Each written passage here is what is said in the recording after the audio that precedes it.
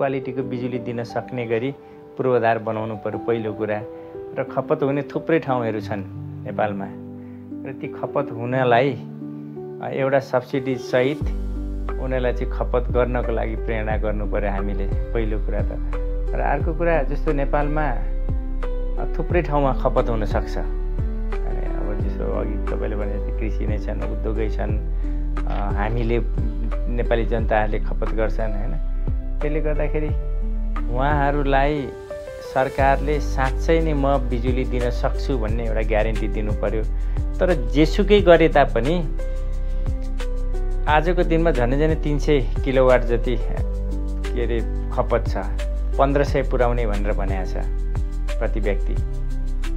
1500 पुर्याउनलाई उत्पादनमा त जोड दिनु पर्यो नि। 1500 पुर्याउने भनेर भनेको छ, ल भोलि खपत बढ्दै जाला, अहिले हामीसँग लोड सेडिङ छैन भनेर भनेका छौँ। अहिलेको बर्खामा 2 महिनापछि हेर्नुहोस्, यदि भारतले हामीलाई बिजुली दिएन भने 10 घन्टा लोड सेडिङ त अहिले हुन्छ नि। अनि त्यस कारण अर्काकोबाट ल्याएर होइन, खपत बढाउँदा बढाउँदै हामीले उत्पादन बढाउनु पर्यो र प्रति व्यक्ति खपतलाई चाहिँ बढाउनु पर्यो। त्यो यदि साँच्चै नै क्वालिटीको बिजुली दिने र तपाईँ हामी घरबाट निस्किनु अगाडि अथवा खाना पकाउनु अगाडि गाडी चार्ज गर्नु अगाडि त्यो समय नहेरिकन जतिखेर सबैले चार्ज गर्न सक्ने खालको वातावरण बनाइदियो भने खपत त बढ्दै जाँदैछ नि। पहिलाभन्दा अहिले त झनै डबल बढिसकेको छ होइन। त्यस कारणले गर्दा खपत बढ्छ, तर खपत बढ्दा बढ्दै उत्पादनमा जोड दिनु पर्यो, उत्पादन बढाउनु पर्यो र इन्फ्रास्ट्रक्चरमा जोड दिनुपर्छ। 2-3वटा कुरा भयो कि जस्तो यसमा चाहिँ पहिलो कुरा त पहिला के नै हो भनेर 10 वर्षमा 10,000 मेगावाट उत्पादन गर्ने भनेर सरकारले घोषणा गर्यो। त्यही अनुसारले अगाडि पनि बढ्यो, 10,000 सम्मको पिपिए गर्न खोज्यो। तर के छ भने 10,000 चाहिन्छ भने 10,000 पिपिए गरेर सबै प्रोजेक्ट बन्छ भन्ने छैन नि। कतिपय प्रोजेक्ट नबन्न पनि सक्छ। र अर्को कुरा अहिले थुप्रै प्रोजेक्टहरू पिपिएमा अड्केर बसेका छन्, पिपिए गर्दैन। किन गरेन भन्दाखेरि अब इनकेस अब के देख्यो भने नेपाली निजी क्षेत्रहरूलाई साँच्चै नै खोलिदिएर जाने हो भने उत्पादन चाहिँ गर्न सक्ने रहेछन् है भनेर अब कन्स्ट्रक्सनमा तुरुन्त जाने रहेछन् भन्ने खालको एउटा देखायो अहिलेको स्टडी र अहिलेसम्मको हेर्दाखेरि। तर सबैले उत्पादन गरिदियो भने नेपालभित्र खपत गर्ने अहिले नै तपाईँ न्युजमा तपाईँहरूको न्युजमा पनि आउँथ्यो, थुप्रैले हामीले बिजुली पाएको छैन भनेर थुप्रै इन्डस्ट्रीहरूले भन्थ्यो, हाम्रोमा लोड सेडिङ भइरहेछ भनेर त भनिरहेछ नि। त्यस कारणले गर्दा हामीले बिजुली तिनीहरूलाई पुर्याउनै सकेका छैन एउटा। अनि अर्को कुरा हामीले उत्पादन नगरिकन अब उत्पादन गरिदियो भने त्यो बिजुली यहाँ पनि पुर्याउन सकेन, ट्रान्समिसन लाइन छैन कति ठाउँमा, र त्यो तुरुन्तै हामीले भारतमा अथवा बङ्गलादेशमा लगेर बेच्न पनि सकेन भने त हामी त डुब्छौँ है, सरकार त डुब्छौँ भनेर उहाँहरू सरकार डराए जस्तो विद्युत प्राधिकरण भनेको त सरकार हो नि त होइन। अब आजको दिनलाई हेर्ने हो भने मैले भारतले 10,000 मेगावाट किन्छु त भन्यो नि त होइन। भनेपछि बिजुली हो भने त किन्ने रहेछ नि। बङ्गलादेशले पनि कम्तीमा 40 मेगावाट हो भने सही गरेको छ, भोलि उसले 5,000 मेगावाट किन्छु भनेर भनेको छ नि। अब त डराउनु पर्दैन नि।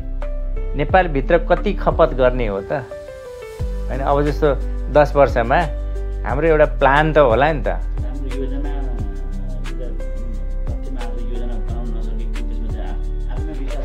अनि आफूमा विश्वास नभएको अब ल हिजो विश्वास थिएन, ल ठिक छ मान्यो। हाम्रा देशमा आजको हेर्दाखेरि आजको दिनमा झन्डै 2,000 मेगावाट खपत छ। अनि 10 वर्षमा कम्तीमा 10,000 मेगावाट त खपत हुन्छ नेपालभित्र। हामीले पनि आङ्कलन गर्न सक्छौँ नि।